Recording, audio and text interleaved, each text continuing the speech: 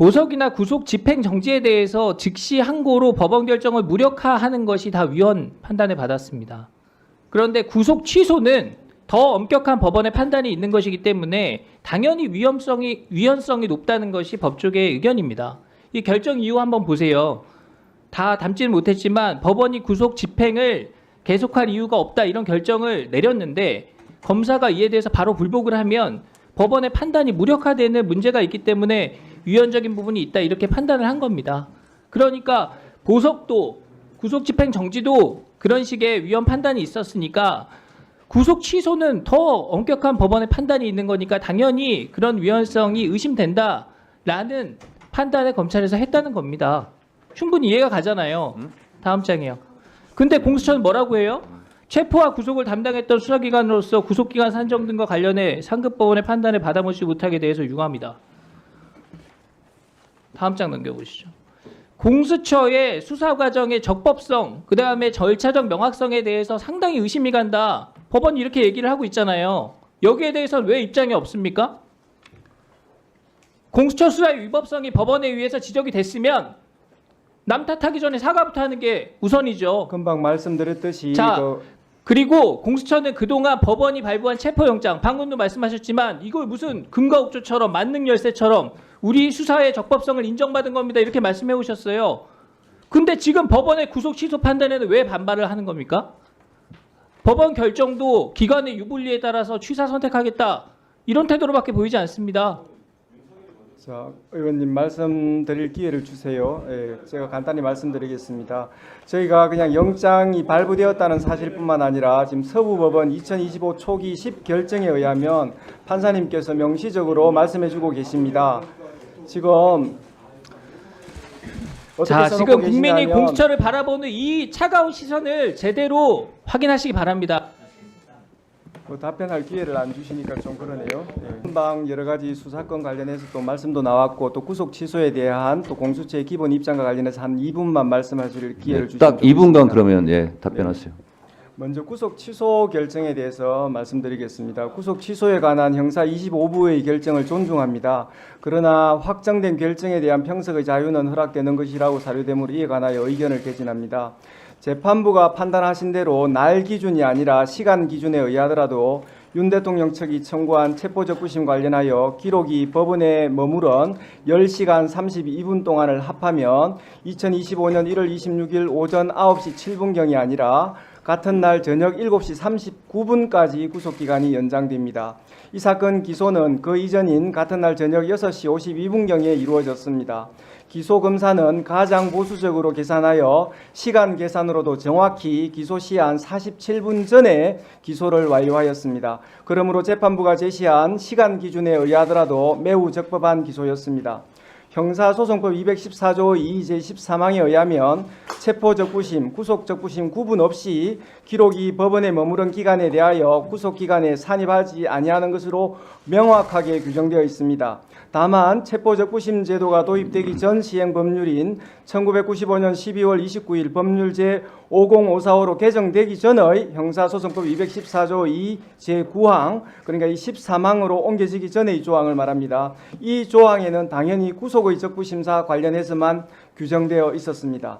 재판부는 형사소송법 214조 2 제13항 후문이 체포적부심에 적용되는지 분명하지 않다고 보아 위 10시간 32분을 전혀 고려하지 않고 구속기간을 넘겨 기소하였다고 판단하였는데 법 왜곡이 아니라 법 해석으로 평가받기 위해서는 현행 형사소송법 214조 2 13항 규정 중 어느 부분이 불분명한지에 대해서 해명되어야 한다는 생각입니다. 대통령 이 공수처에서 수사 과정 이번에 중앙지법의 판결이 있었지 않습니까? 바로 수사권이 없는 공수처가 무리한 수사 거기에다가 또 경호처에 제대로 된 동의 없이 3,000명이라는 강력 경찰들을 무장 경찰들을 동원해서 마치 최악의 흉악범을 체포하듯이 마치 자범처럼 도주도를 그려가면서 대통령을 현직 대통령을 조롱하고 모욕하면서 이 수사 행각을 벌였습니다. 이래서 되겠습니까? 이거야말로 내란 아닙니까? 지금 내란죄로 대통령을 내란 수개로 몰지만 바로 이것 법사위에서 이 공수처를 수사 압박을 하고 체포하라고 하고 구체적인 지시까지 있지 않습니까? 이것이야말로 내란이 아니고 뭐겠습니까? 바로 이것 법사위에서 야당 의원들에서 내란 조장을 한 거 아닙니까? 자, 공수처장 저한테 이 물으시는 부분에 겁니까? 대해서 충분히 얘기할 시간을 드릴 테니까 말씀하시고 우리 대법원 우리 행정처장 이거에 대해서 한번 말씀해 주세요. 의원님 말씀이 너무 과하십니다. 저를 내란죄로 뭐 고발하신 걸로 알고 있는데 잠깐 얘기할 기회를 주세요. 예, 다른 정치적인 영역은 저희들이 언급할 사안은 아니고 저희 사법부는 조금 더 노력을 해서 국민들의 기대에 부응하도록 하겠습니다. 그 말씀만 드리겠습니다. 자, 바로 정리해 주세요. 지금은 행정부 대통령 제왕적 대통령이 아니라 거대 야당 입법 독재 아닙니까? 예? 공수처장은 무슨 할 말 있어요? 당장 당신부터 말씀을 드리려면 왜 또 말을 막고 그러십니까? 헌법을 파기한 그 혐의에 대해서 엄중한 책임을 묻게 될 겁니다. 간단하게 자, 말씀드려도 정리해 되겠습니까?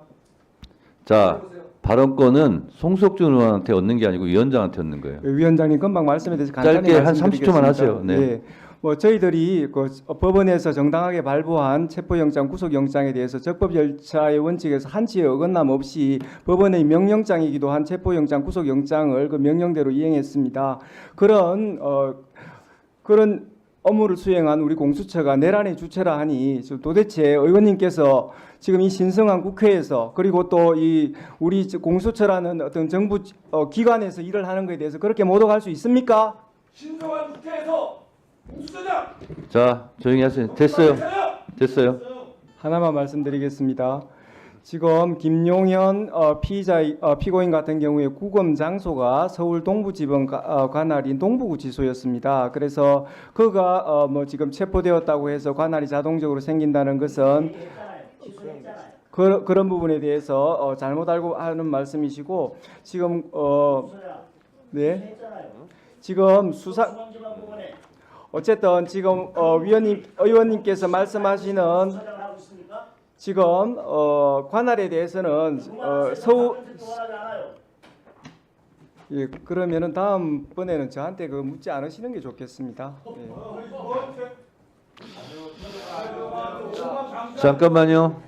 저 공수처장님 1분간 답변 못한 거 하세요. 네, 지금 알아서 할게요, 저희들이 뭐 관할이나 수사권에 대해서는 서부지방법원 2025 초기 10결정에 우리 저희들 관련 사건에 대해서 수사권을 가지고 있다는 거하고 서부법원에 저희들이 관할이 있다는 거에 대해서 법원의 판사님께서 명시적으로 결정문에서 이렇게 하셨습니다. 지금 정치 공세 정도는 모르지만 지금 법사위에서 특히 지금 질문하시는 분이 부장판사까지 하셨고 또 법조인이신데 지금 서부법원의 관할을 자꾸 문제 삼는 것 자체가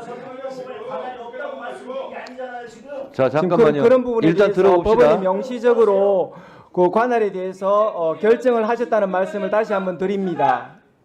자, 아니 내가 지금 공수처장 보고 이 정도 법지식 가지고 공수처장 하는 건 시공이 아니에요. 뭐가 있지가 있어요. 자, 법지식 없으면 못 나가요. 자, 이렇게 하세요. 잠깐만요. 못 나가 있어. 자, 그러면 지금부터 잠시만 주목해 주시기 바랍니다. 제가 구독자분들을 위해서 선물 하나를 준비했는데요. 제가 항상 여러분들께 드리는 말씀이 있습니다. 뉴스만 평소에 잘 챙겨보셔도 돈이 되고 돈을 벌 수 있다라고 말씀을 드렸는데요. 여러분들은 여기 보시는 삼성전자 뉴스를 보고 어떤 생각이 드세요? 아니면 정치인들의 뉴스, 날씨 뉴스를 보고는 어떤 생각이 드시나요? 그냥 뉴스만 보고 끝내는지 아니면 이 뉴스를 어떻게 이용할 수 있는지 이 부분을 고민하고 계시는지를 되물어보고 싶습니다. 그 이유가 뭐냐 하면 제가 지난번에 여러분들께 뭐라고 말씀을 드렸었죠? 지금은 반도체 섹터를 눈여겨보셔야 한다고 말씀드렸습니다. 그리고 나서 이런 썸네일들 뉴스를 통해서 많이 보셨을 겁니다. 반도체 내용이 이슈가 됐을 때 부자들은 어떻게 생각한다? 반도체 관련주들은 뭐가 있는지, 어떤 종목이 가장 좋은지, 어디에 투자해야 돈이 몰리는지 자연스럽게 생각한다고 제가 말씀을 드렸죠. 그 이유가 뭐냐 하면 부자들이 봤을 때는 이슈가 곧 돈으로 이어지고 그 이슈가 나에게 돈을 벌어준다는 경험적 확신이 있기 때문에 부자들은 항상 이런 사회적 이슈를 관심 있게 챙겨본다고 제가 말씀을 드렸습니다. 이번에도 마찬가지인데요. 제가 지난번에 시청자분들과 함께하는 주식으로 수익 내기 이벤트를 진행했었죠. 당연히 100% 무료로 진행을 했었고요. 여기 보시면 아시겠지만 제가 지난번에도 구독이라고 보내주신 모든 시청자분들께 반도체 관련주 중에 가장 크게 급등할 딱 한 종목, 많은 종목도 아니라 한미반도체 한 종목을 여러분들께 추천드렸어요. 그러면서 여기 나와 있는 대로 정확히 얼마에 매수해야 하는지, 그리고 수익률이 어느 정도 나왔을 때 팔아야 하는지를, 이런 부분들까지 여러분들에게 정확히 알려드렸었는데 지금 실제로 어떻게 되었다? 오른쪽을 보시면 아시겠지만 제가 지난번 문자 발송으로 이 한미 반도체를 소개해드리고 나서 실제로 이렇게 5배 이상 어마무시한 상승이 나왔습니다. 100만 원만 투자를 했어도 무려 500만 원이 넘는 수익금이 생긴 거죠. 그래서 당시에도 굉장히 많은 분들이 제가 드린 이 한미 반도체로 수익을 내실 수가 있으셨을 텐데요. 다시 한번 축하드린다고 말씀을 드리겠고, 이번에도 마찬가지입니다. 앞으로도 2024년, 2025년 계속해서 기대해볼 섹터는 AI입니다. 그 중에서도 AI 반도체는 그 누구도 부정할 수 없는 미래 성장 산업입니다. 그러면 우리가 어떻게 생각해 볼 수 있을까요? AI 반도체 종목 중에 앞으로 크게 대장 역할을 하면서 10배 이상 급등할 수 있는 템베고 종목을 지금부터 열심히 추적해야 한다는 겁니다. 큰 돈을 투자하지 않더라도 월급의 일부분, 아주 소액이라도 이 종목을 모아가야 수백 %의 수익률을 손에 쥘 수 있는 것이죠. 지금 여러분이 보고 계시는 이 유튜브 또한 AI 반도체와 아주 밀접한 연관이 있고, 반도체야말로 대한민국의 핵심 산업으로 앞으로 더더욱 시장은 성장할 수밖에 없습니다. 그렇기 때문에 제가 이번에도 뭘 보내드리고 있냐면, 지난번과 똑같이 구독이라는 문자를 보내주시면 제가 AI 반도체 관련주 중에 앞으로 대장주 역할을 하면서 주가가 가장 크게 급등할 한 종목을 여러분들께 문자 발송으로 종목명과 사고 파는 시점을 모두 알려드릴 건데요. 그 문자를 받고 여러분들이 주식으로 돈 버는 연습을 한번 해보셨으면 좋겠고요. 혹시라도 나는 주식을 하지 않는다 하시는 분들은 주변에 주식하시는 지인분들에게 말씀을 해주셔도 되고요. 아니면 연세가 있으셔서 투자가 어렵다 하시는 분들은 이 종목을 자녀분들에게 한번 사봐라, 이걸로 한번 수익을 내봐라, 이렇게 조언을 해주실 수도 있는 거겠죠. 그래서 지금 이 영상을 보시는 시청자분들 중에 나도 이번 종목이 좀 궁금하다 하시는 분들은요, 누구나 상관없이, 그리고 어느 시간대나 상관없이 부담 없이 010-2514-5930번으로 구독이라는 문자 보내주시면 제가 이번에도 똑같이 무료 추천 급등주 문자를 보내드리겠습니다. 이해되시겠죠? 제 번호 010-2514-5930번으로 구독이라는 문자 보내주시면 여러분들이 직접 이슈를 통해서 돈 버는 연습을 해보실 수가 있는 거고, 제가 돈을 받는 것도 아니고 투자를 대신해 드리는 것도 아니기 때문에 부담 없이 신청해 주시면 되는 겁니다. 그리고 수익이 나면 저는 다른 것은 하나도 바라지 않습니다. 제 채널에 구독, 좋아요 한 번씩만 눌러주시라, 이렇게 다시 한번 말씀을 드리겠습니다.